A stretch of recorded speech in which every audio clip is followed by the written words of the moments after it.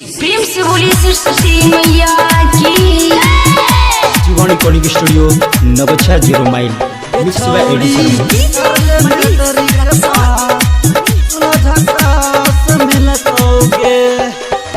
गे छौड़ी कर ले मैट्रिक पास दूल्हा झकास मिलतोगे। गे छौड़ी कर ले मैट्रिक पास दूल्हा झकास मिलतोगे। दूल्हा झकास मिलतोगे टेन टॉप मिलतोगे। गे छौड़ी कर ले मैट्रिक पास दूल्हा झकास मिलतोगे। गे छौड़ी कर ले मैट्रिक पास दूल्हा झकास मिलतोगे। प्रेम से बोली सरस्वती मैया की।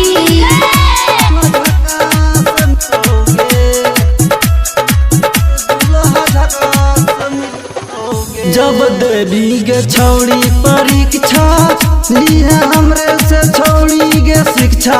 गे छौड़ी लिए हमरा से शिक्षा। जब देवी गे छौड़ी परीक्षा लिए हमरे से छौड़ी गे शिक्षा। गे छौड़ी लिए हमरे कोचिंग में गे शिक्षा।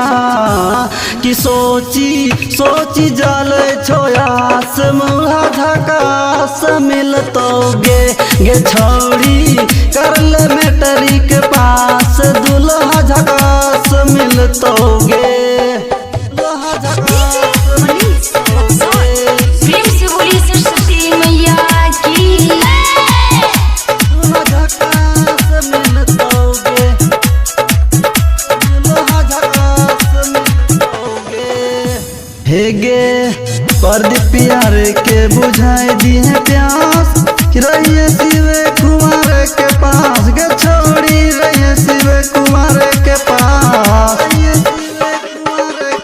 हाँ प्रदीप प्यार के बुझाई दी है प्यास। रहिए शिव कुमार के पास। गे छौड़ी रहिए शिव कुमार के पास। हाँ कियो करो मन रहे उदास दूल्हा झकास मिलतोगे। गे छौड़ी कर ले मैट्रिक पास दूल्हा झकास मिलतोगे। जीवन रिकॉर्डिंग स्टूडियो नवछा 0 माइल मिक्स बाय एडी शर्मा।